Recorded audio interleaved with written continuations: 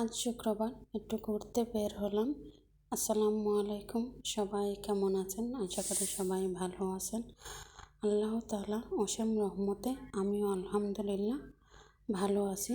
তো বিগত কিছুদিন যাবতই ঘুরতে বা বেড়াতে বের হই না। তো আজকে কিছু মেহমান এসছেন, তো তাদেরকে নিয়ে একটু ঘোরার উদ্দেশ্যে বের হলাম।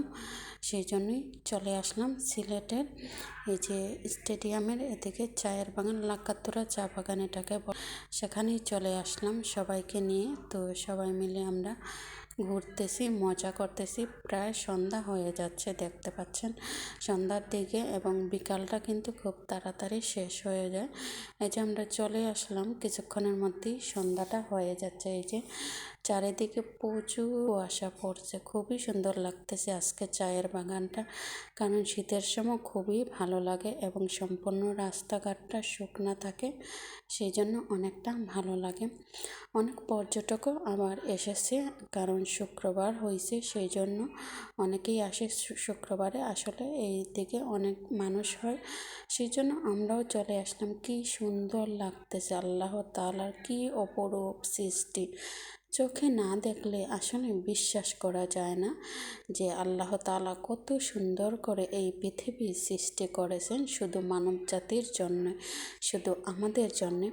তো আয়ান বাবাও অনেক দিন পরে বের হইলে ঘুরতে, তো সবাই খুশি, সাথে আমিও খুশি, আমার পরিবারও খুশি, বাচ্চারাও খুশি, এবং আমার কাজিন যে আসছে ও খুশি যে আপুর সাথে ঘুরতে বের হয়েছে। তো ওনারা ভিডিওতে আসতে চান নাই, বাট সেজন্য ওনাদেরকে দেখানো হলো না, তো ওদেরকেই নিয়ে আসছি বেড়ানোর উদ্দেশ্যে। তো আর চারিপাশে ঘুরে ঘুরে দেখতেছি কি সুন্দর লাগতেছে, যতই দেখি না কেন মুগ্ধ হয়ে যাই এই চায়ের বাগানে। আসলে এত সুন্দর যে সৃষ্টি, মানুষ আসলে চোখে না দেখলে আমরা বিশ্বাস করতে পারতাম। এই সেই বিখ্যাত চা পাতা, যেটা না হলে আমাদের দিনটাই শুরু হয় না, এটাই দিয়ে আমরা দিন শুরু করি।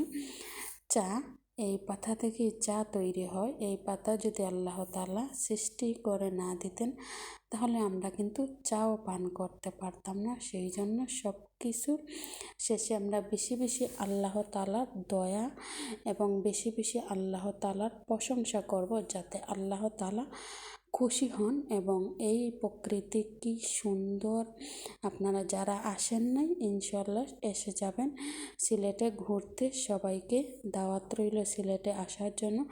আসলে অবশ্যই চায়ের বাগানে অন্ততপক্ষে একবার হলে ঘুরে যাবেন, আশা করি আপনাদের খারাপ লাগবে না। খুব, এই যে দেখতে পাচ্ছেন আমার কাজিন, আমার খালাতো বোন, ও খুব পর্দা মেনটেন করে, সেই জন্য ওনারা ক্যামেরাতে আসতে চান না।